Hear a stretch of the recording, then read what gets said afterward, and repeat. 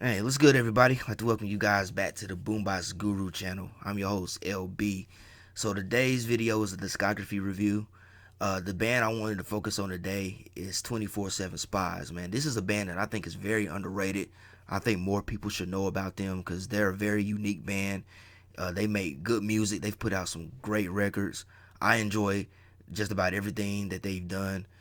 Uh, I discovered them when I first started getting into bands like Bad Brains, Fishbone, Living Color.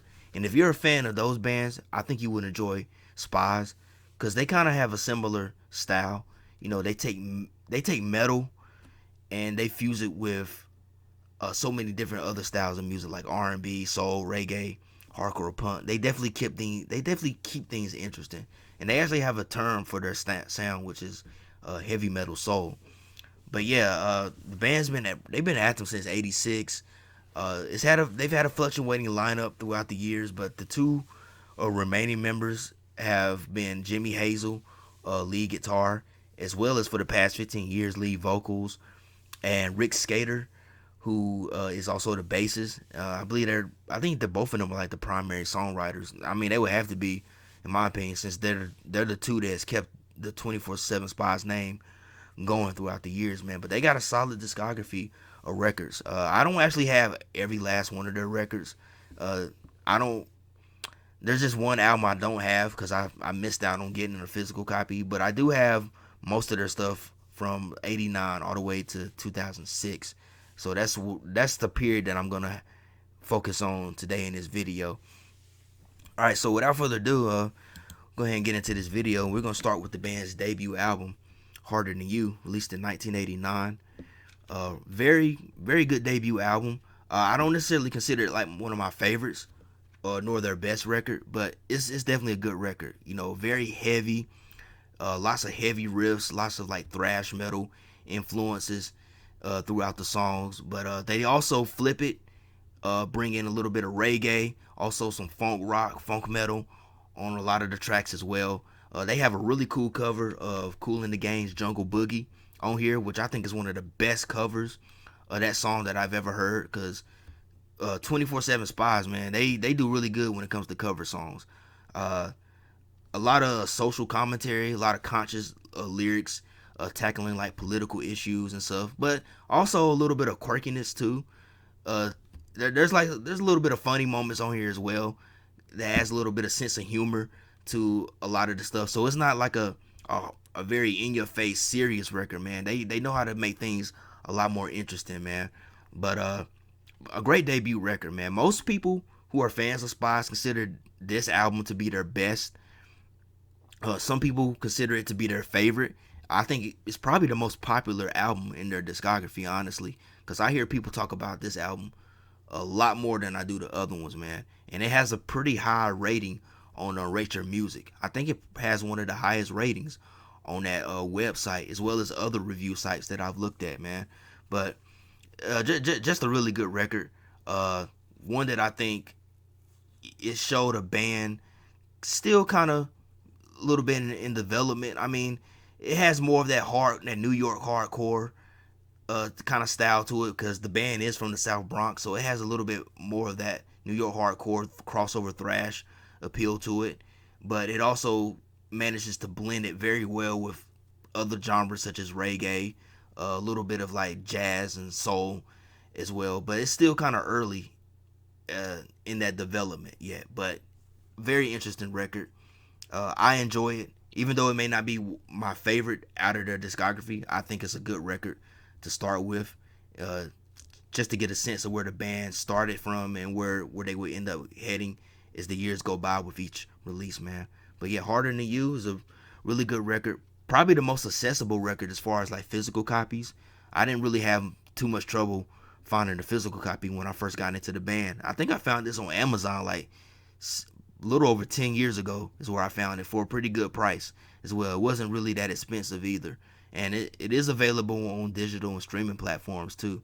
But yeah, very enjoyable debut, very solid debut record, man. But better things will come after this record.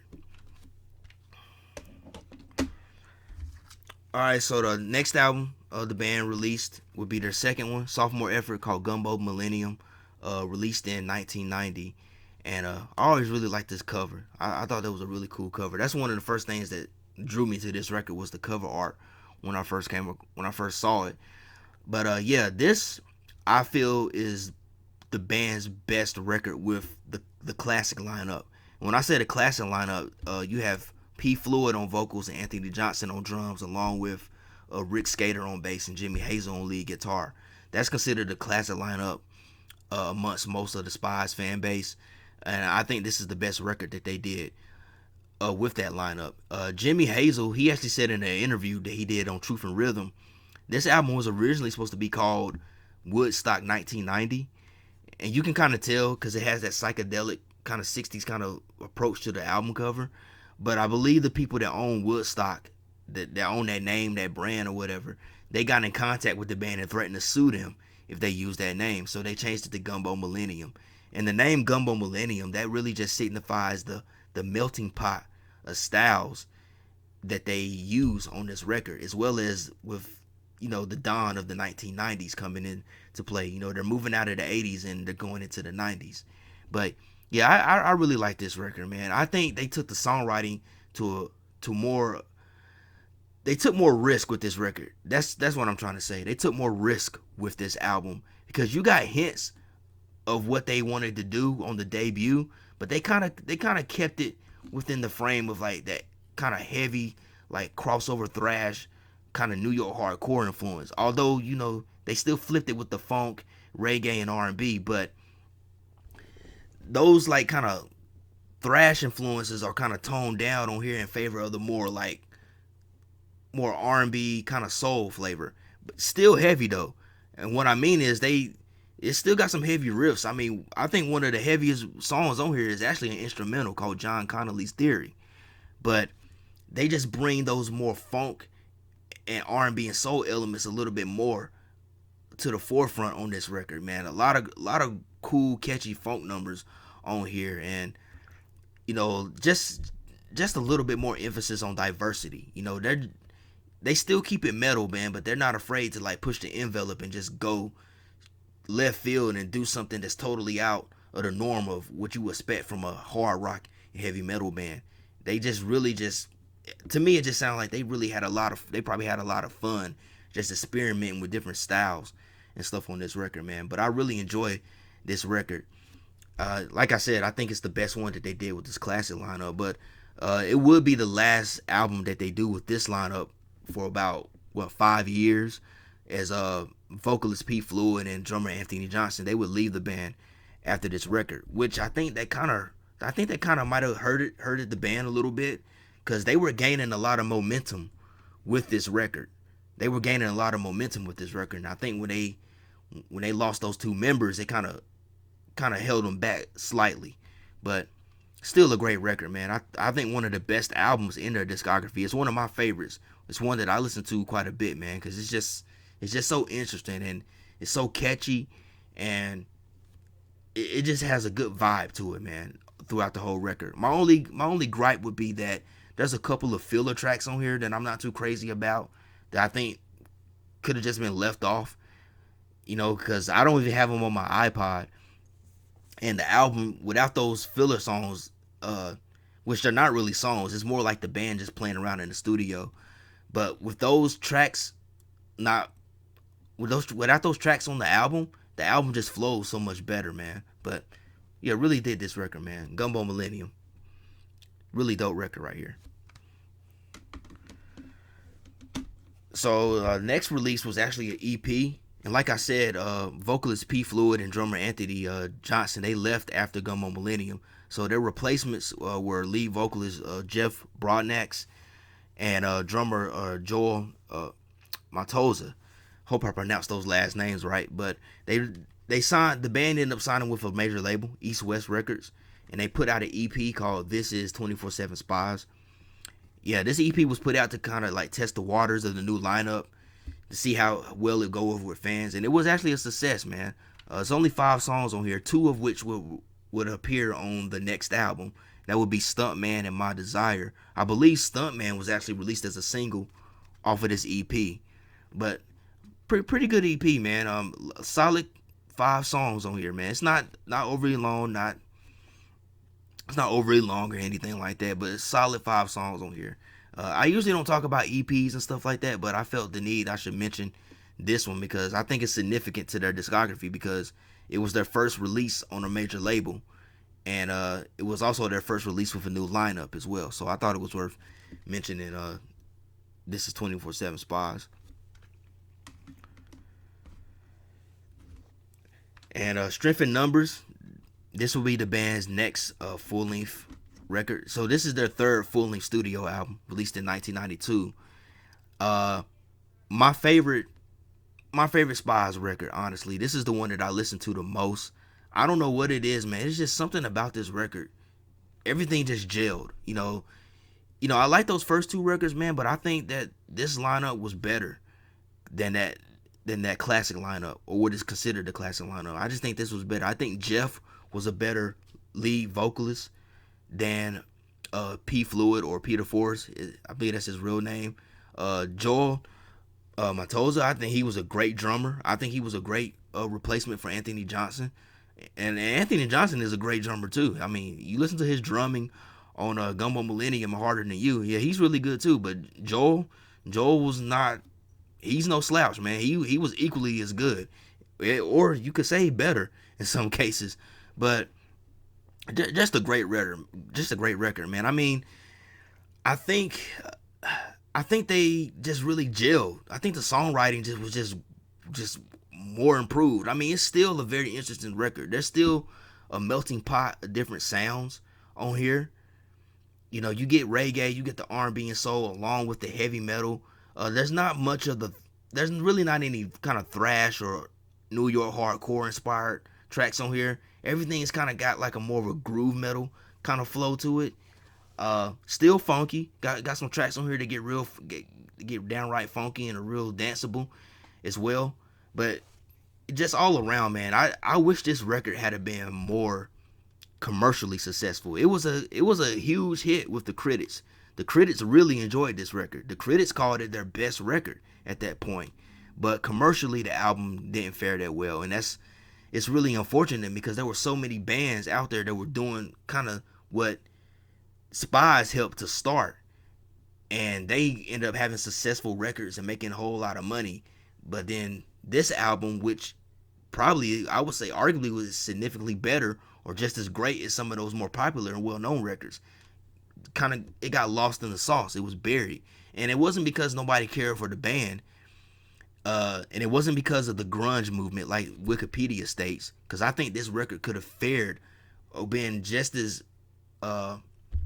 commercially viable within that grunge element, because it has a sound that would appeal to alternative fans.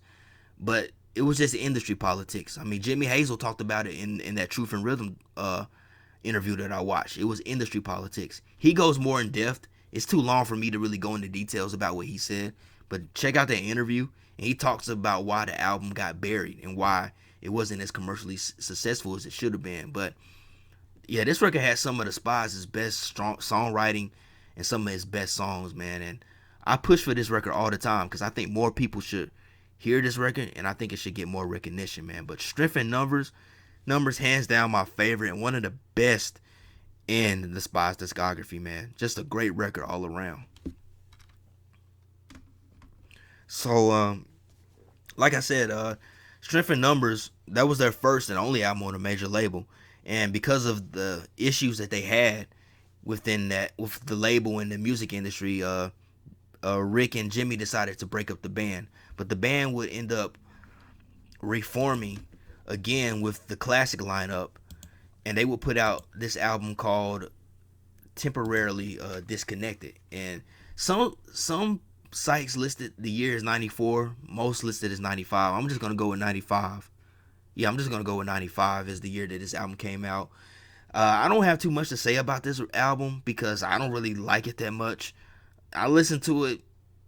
I can probably count on one hand the number of times I've listened to this album. Each time it felt like I was trying to force myself to listen to this record. I just don't really like it, man. The camaraderie, the chemistry just ain't there with this record like it was with the first 2 records. that they did with this lineup. To me, the chemistry just ain't there, and and the songwriting definitely is a step down from what they presented on Strength in Numbers. You know, it's just a step backwards in my personal opinion. But you know, I've tried a few times.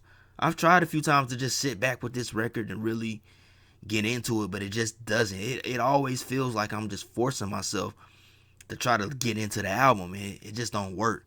And I think the band members saw that as well. I know Jimmy, he was asked in that same Truth and Rhythm interview, he was asked, is there any album in the Spyz discography that he's the least proud of? And at first he said there wasn't, but then he backtracked and he was like, nah, temporarily disconnected. And I agree, man. And the consensus with most fans of Spyz is that this is their weakest effort. I mean, it might have a couple of songs on here that's pretty cool, that's interesting, but other than that, man, it's just not enough to keep you glued in my opinion. And this is just my personal opinion. There may be some of you out there that think that this is one of the most underappreciated records, but I don't really like it that much. So that's really about all I can say about it. And of course, this lineup, this reunion with the classic lineup didn't last long. I think some eternal issues resurfaced, and you know, Anthony and Peter ended up leaving the band once again. And as far as I know, this is the last time that they did a record with this lineup as we speak now in 2022. I don't know what the future holds, but yeah, thus far this has been the last album that they did with that lineup. So the next album the Spyz put out is 6, and this is an interesting album because there's actually kind of like two versions of it. So there was a European version and an American version that was released. My version 6 is the European version. The American version was actually called Heavy Metal Soul by the Pound. And even though, you know, I'm American and I live in America, and the band is an American band, the Heavy Metal Soul Pound version is actually the rarest one that you can find. The European version called 6 is actually the most accessible one that you can find of this album, which is kind of strange in my opinion. But I think it's all about the labels, because I think Heavy Metal Soul Pound, that version was released on a label called What Are Records or something. It was released on a label called What Are Records, and this one came out on Enemy Records, which I think that's a European label. Yeah, it's a European label. But this album, my version 6, I think the only difference is that there's sort of a slightly altered track list. I think there's 2 songs exclusive to Heavy Metal Soul Pound, and there's 2 songs exclusive to 6. I know the 2 on here are cover songs. Let me check that out.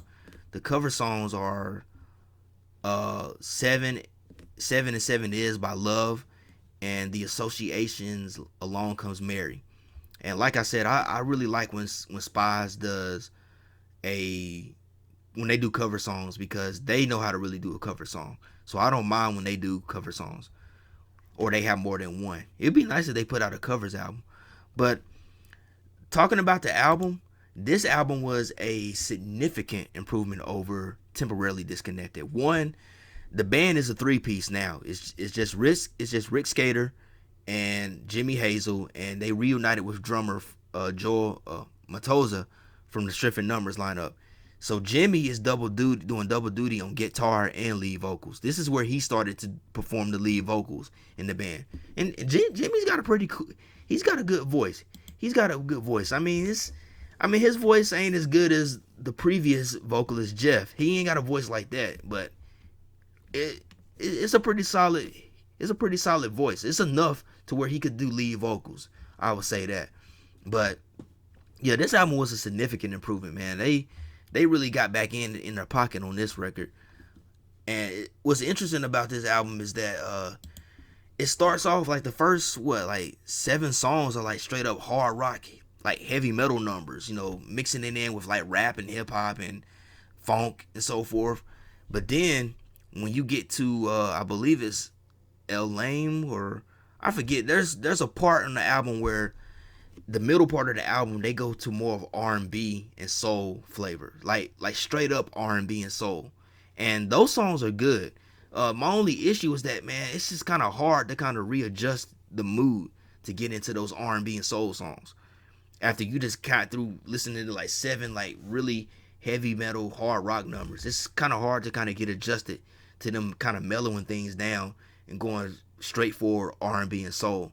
That's the only thing. I kind of feel like the album would have been better if they hadn't just had that one middle section just R&B and soul. I think they should have kind of spaced those songs out like throughout the record, kind of like spreaded them out throughout the record instead of having that one section, that whole middle section to be that, because it's a little difficult to come down off those hard rock and heavy metal tracks and go more mellow.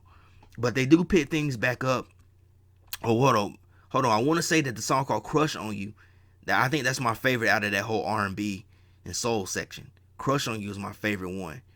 But they pick things back up with the song "No Hope for Niggas," which is actually one of my favorites on here because the song is an ode to like a lot of black rock guitars, and I like how at the end Jimi Hazel starts name dropping everybody from like Eddie Hazel, Prince, Jesse Johnson, and so forth. He gives them acknowledgement.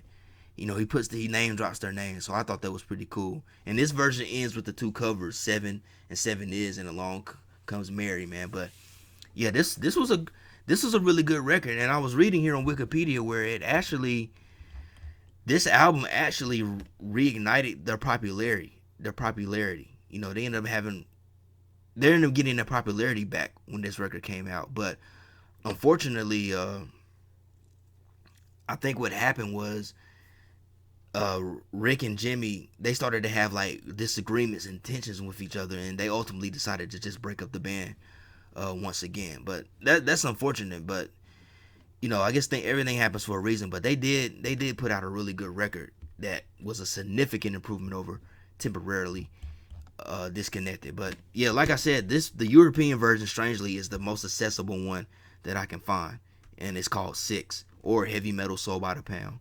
But either way, it's one of their best records, in my personal opinion. All right, so now we get down to the last album on this list. Like I said, I only have from Harder Than You to this next one, which is called Face the Day, released in 2006. So Rick and Jimmy worked out the differences and got back together to put this. Well, excuse me, they put the band back together. Still a 3-piece. They got a drummer. I think his name is Tobias Ralph. Tobias Ralph. And this is the only album that he. I believe this is the only album that he did with them. Actually, yeah, I think this is the only album that he did with them. But in any case, man, what a great comeback, because this is hands down one of the band's best records. And I've actually had a hard time trying to get this record. It's actually one of the hardest ones to find because it's almost a collector's item, honestly. Came out on a label called Gumbo Records. And Ron Bumblefoot, who he played in Guns N' Roses, he was actually one of the producers on this record, along with Jimi Hazel. But yeah, man, great comeback.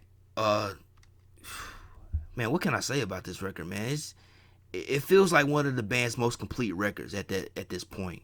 It's like everything that you got on the previous record, it all just really came together perfectly on this record. You get a little bit of that kind of hardcore thrash element from Harder Than You, but then you're getting the more kind of diversity of Gumbo Millennium, that whole melting pot of styles, as well as the more kind of groove oriented sound of Strength in Numbers, and then they're flipping it with the R&B and soul of 6.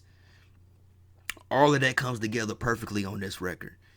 So that's why this is one of the band's best records. And a lot of Spyz fans considered it to be one of their best albums. I would put this in like my top 3, honestly. Gumbo Millennium, Strength in Numbers, and this one. But you know what? I'm going to go ahead and say top 4, because I think 6 is actually one of their best records as well. So yeah, this is one of my top 4 actually. But yeah, Face the Day, man, I was really glad when I finally was able to find a copy of this album, because it's hard to find. I mean, it's not even on streaming platforms. You can't get it on digital platforms either. Maybe one day that'll change. But what made me want to get into this album is there's an instrumental on here called Blues for Dimebag, which is it's a dedication to Dimebag Darrell. Dimebag Darrell and Jimi Hazel were actually really good friends. And when this album came out in 2006, it had been 2 years since Dimebag's untimely passing. So him and Ron Bumblefoot actually played on this record too. He played on that song. They did a really great job at dedicating that song to Dom, man. It's one of the best dedications to him that I've ever heard. But so many great songs on here. I think a few of these songs actually appeared on Jimi Hazel's solo album. He did a solo album called 21st Century Bronx Rock Star. I think that's the correct title. I think Faithless appeared on that album, and the Saturday song, and maybe Angel. But I'm not sure if he took those songs from that album and put them on here, or the band, when they reunited, if they just re-recorded them for this album. I don't know. But so many great songs on here. The title track, Face the Day, Soul Sucker, Waiting for the Sun. Let's see here, Running. Also, a few of the last few tracks on here, they kind of go in more like kind of ska punk territory, kind of reggae ska punk territory, which is cool. And depending on the subject matter, it kind of sounds like, I don't know, it kind of sounds like maybe the band was going through some things when they recorded this record, like maybe some rough times, like in between them getting back together and so forth. Because some of the songs kind of, it's like they're crying out for like help or something in some form or fashion. Like you listen to a song like Faithless or Waiting for the Sun, it kind of sounds like maybe Jimi Hazel might have been going through some hard times around that period, and it comes out in those lyrics. But one of my favorite tracks on here is Stand, which is a cover of the famous Sly and the Family Stone song. That is one of the best covers I ever heard. Doug Pinnick from King's X actually performs on here as well. Him and Jimi Hazel perform both of the vocals on that song, and I'm pretty sure he probably does guitar on there too. But yeah, Doug Pinnick from King's X actually makes an appearance on that cover. Man, they killed that cover. I mean, that is one of the best covers of Stand I've ever heard. I mean, I almost like it better than the original one. That's just how good of a track they did. And they also have a cover of Bad Reputation by Thin Lizzy, which is also another killer song. But I'm not all that familiar with that song, but I do know Stand by Sly and the Family Stone. And man, sometimes I just have to listen to that song daily, because they just did such a wonderful job in covering that track. I mean, they really made it into their own. But yeah, this really good record right here, man. One of the best. Like I said, it's in my top 4 Spyz album, Face the Day. But it is a little hard to find though. But I was fortunate enough to come across a copy for a reasonable price on eBay, and I snatched it up because I knew I probably would never find another copy like that at that price again, man. But I was very glad to have this in my collection finally, man. And it was definitely worth the searching high, deep, and low to find. But yeah, just a great record right here, Face the Day by 24/7 Spyz, and really cool cover art as well. All right, so that's it for this discography review, Spyz, man. I'm glad to finally knock this out. It actually took me a few tries to get it. I don't know why. Recording this video, man, I was feeling it at first, and then getting into it, I wasn't feeling it. But finally, I think I got a take that I enjoy. The band 24/7 Spyz, they actually released another album in 2019 called The Sound. Hold on, let me look it up here on YouTube. It's called Sound into the Innermost Galaxy, I believe. Yeah, the soundtrack to the Innermost Galaxy, released in 2019. And Philip Fish Norwood, the original drummer of Fishbone, actually played drums on that record, as well as Ronnie Drayton, who fortunately he has since passed away. Yeah, man, I wish I had a physical copy of that album. I would have talked about it in this video, but by the time I found out they had a new album coming out, all the physical copies, like CDs, had sold out, and they had a few vinyl left, but I didn't really want a vinyl because I'm not much of a vinyl guy. And yeah, so I missed out on that, but I did get a chance to listen to it on Spotify a few times before it was taken down from streaming and digital platforms. And it was a good record. It was definitely one of their best. If I would definitely put that in probably my top 5 uh 24/7 Spyz album. I know I keep adding albums, but yeah, man, if I had a physical copy of that, man, that would definitely be in my top 5. I mean, it still can be, but yeah, Jimi Hazel, yeah, he took it down from streaming and digital platforms because he said the album was meant to be listened to as a whole. And yeah, there hasn't been any repressings of CDs. Jimmy actually said he wasn't going to repress any CDs because he felt like the record should be listened to on vinyl. But there's not really many vinyl copies out there either. So that album has become a collector's item in itself. But maybe one day I'll be able to find a CD version of it. If Jimi Hazel, you come across this video, man, I hope you do one day to have a change of heart and you decide to repress CD versions of it, because I really would like to get one. But in any case, man, maybe one day I'll come across one that's not too expensive. But that album it's essentially become a collector's item now, kind of like Face the Day. Actually, like most of these albums that I just talked about. But in any regards, man, I think 24/7 Spyz is a great band. I think they definitely need to have more recognition, and they need to be more appreciated for what they do, because they're a great band. They put out some great music. They got a lot of great albums out there. So I hope you all who watch this video, who never listened to them, who never heard of them, will go check them out. I'm sure you enjoy what you hear.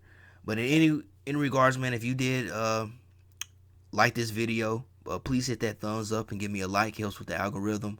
Also, be sure to hit the subscribe button and tap that bell. That way you'll be notified when I drop new content. Also, I want to thank everyone who's subscribed to the channel, everyone who's been watching the videos. I truly appreciate it. And as always, hope everybody has a blessed day, a blessed week, and love, peace, and music, y'all. Peace out.